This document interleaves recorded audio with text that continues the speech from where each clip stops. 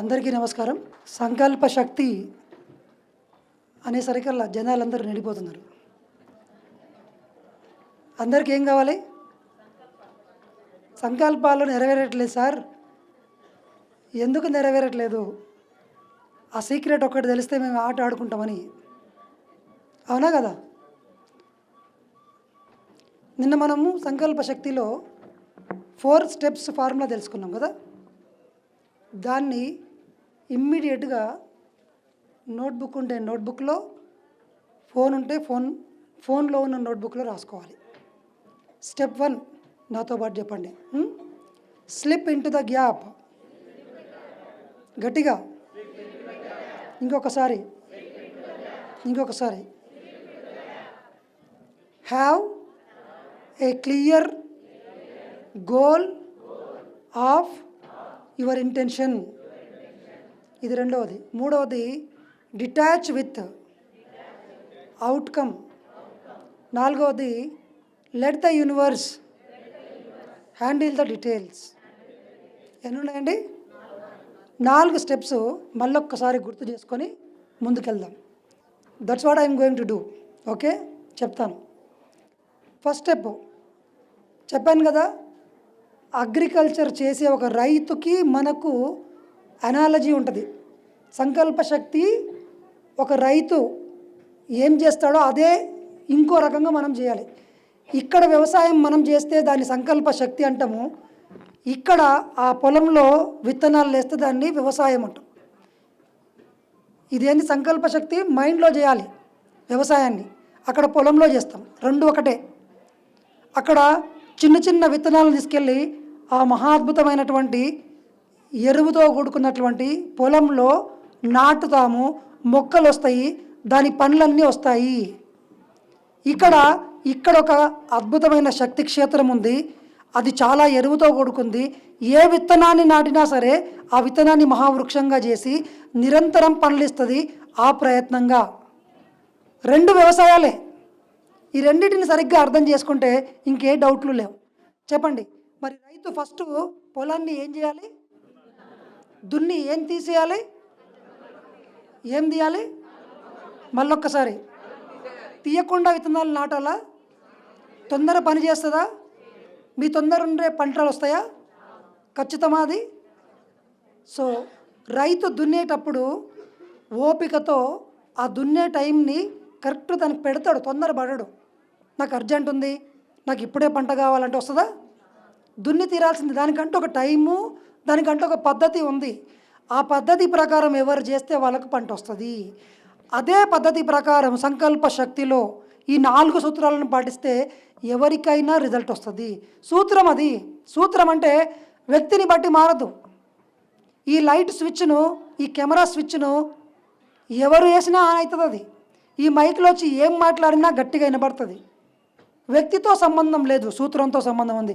చెప్పండి, ఇప్పుడు సంకల్ప శక్తి అనేది మీకు సంబంధించిందా లేకపోతే యూనివర్స్కు సంబంధించిందా? That is the universal formula. ఆ ఫార్ములాని ఎవరైతే సరిగ్గా అర్థం చేసుకొని అక్కడ a+b² = a²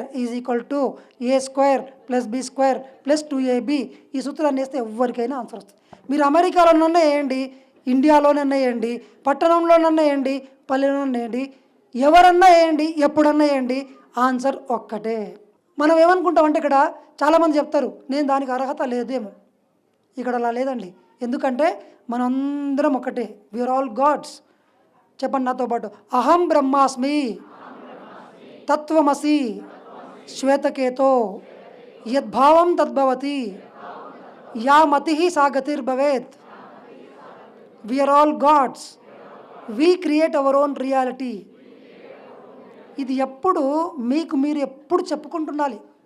ఎందుకంటే మనకి ఏం చెప్పిండ్రంటే ఉల్టా చెప్పిండ్రు. నీ వల్ల ఇది కాదు, నీ వల్ల బిజినెస్ కాదు, ఈ జన్మలో డబ్బు కోటీశ్వరులు కావడం అంత ఈజీ కాదు, ఈ ప్రపంచంలో బతకడం కష్టము, రేపు ఎప్పుడు ఏం జరుగుతుందో తెలీదు. ఎన్ని నాటకూడదో అన్ని నాటిండ్రు మన మైండ్లో. అన్ని కలుపు మొక్కలు నాటినాం, నీళ్లు పోసి కష్టపడి వేరే ఎక్స్పెక్ట్ చేసుకుంటూ కూర్చున్నాం ఏమైనా మారుతుంది గిన్నేమోనని. మీరు కలుపు మొక్కలు పెంచుతున్నారు. పరిగెత్తుకొని వెళ్ళి మరి టైం లేదని చెప్పి మరి ఏం పెంచుతున్నారు? చివరికి రిజల్ట్ వచ్చినాక చూసి అయ్యో నేను ఈ పండు అనుకోలేదు అంటున్నారు. మీరు గురువులందరూ చెప్తున్నారు, ఒరే మీరు నాటిన విత్తనాలని కలుపు మొక్కలు, మీకు ఆ పండు రాదు అంటే, సార్ ఊకోండి సార్, మీరు మస్తు చెప్తారు, నేను బిజీ, నాకు బాధ్యతలు ఉన్నాయని చెప్తున్నారు. అవునా? అనుభవం వచ్చిన తర్వాత నీవే వస్తావులే అని గురువులు ఆడ గమ్మున కూర్చుంటారు. అది వచ్చిన తర్వాత వెతుక్కొని వస్తాడు ఆడికి, నాకు తెలుసా నువ్వు వస్తావని అని. ఇక్కడ మనం ఏం చేస్తున్నాం అంటే, కష్టపడి మన టైంను త్యాగం చేసి మన జీవితాన్ని త్యాగం చేసి పరిగెత్తి మనం ఏ మొక్కలు నాడుతున్నాం? కలుపు మొక్కలు నాడుతున్నాం. రిజల్ట్ ఏమొస్తుంది?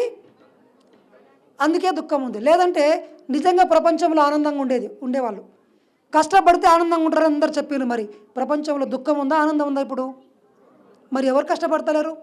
అందరూ కష్టపడతారు. మరి ఎందుకు దుఃఖం ఉంది అంటే ఎక్కడో తప్పు జరిగింది. మనం అన్నీ పాటిస్తే ఆరోగ్యంగా ఉంటాము అని చెప్పినారు, పాటించినాం, ఆరోగ్యంగా లేము అంటే అర్థమైంది ఎక్కడో తప్పు ఉంది. ప్రపంచం అంతా దుఃఖం ఉందని చెప్పి గౌతమ బుద్ధుడు చెప్పిండు. అది మనం పక్కకెట్టి అదే రూట్లో పోతున్నాం. మనం దానికే టైం ఇస్తున్నాం, దానికే బిజీగా ఉన్నాం. కానీ ఇక్కడ ఒక చిన్న సూత్రం ఉంది, ఇది పఠించండి, మీరు అవన్నీ ఊరికే కూర్చుంటే వస్తాయి. ఒక బుద్ధుడు అదే చేశాడు, ఒక వివేకానందుడు అదే చేశాడు, ఒక శంకరాచార్యుడు అదే చేశాడు. రమణ మహర్షి దగ్గర ఏమీ లేదు, ఓ చిన్న గోచి తప్ప. ఆయన దగ్గర సర్వేపల్లి రాధాకృష్ణ వెళ్ళి అలా కూర్చునేవాడు కాళ్ళ దగ్గర. రాష్ట్రపతి ఆయన. రమణ మహర్షి ఇంత ఉంటాడు, ఆయన షర్ట్ లేకుండా ఏం లేకుండా ఇట్లా కూర్చుంటాడు అంతే. మాట్లాడడం కూడా మాట్లాడాడు. సార్ ఈరోజు రేపు డబ్బు లేకపోతే ఎవరు గౌరవిస్తారు? మరి రమణ మహర్షి దగ్గర డబ్బు లేదే, రామకృష్ణ పరమహంస దగ్గర డబ్బు లేదు, వివేకానంద దగ్గర డబ్బు లేదు, పత్రి సార్ దగ్గర డబ్బు అసలే లేదు, జాబులు వదిలేసిండు ఆయన. మరి మీరందరూ ఎందుకు కూర్చున్నారు? ధనం మూలం ఇదం జగత్ అని తప్పు నేర్పించారు మనకు. కావాల్సింది ధ్యానం మూలం ఇదం జగత్. ఇక్కడ మీరు మాస్టర్లు కావాలి, ఇక్కడ క్రియేట్ చేయాలి. ఇక్కడ ఎవరైతే మాస్టర్ అవుతారో, మాస్టర్ ఆఫ్ మైండ్ అవుతారో, వాళ్ళు ఈ సమస్త సృష్టిలో ఏది కావాలంటే అది పొందొచ్చు. ఈ సత్యం తెలుసుకోవాలి ఫస్ట్.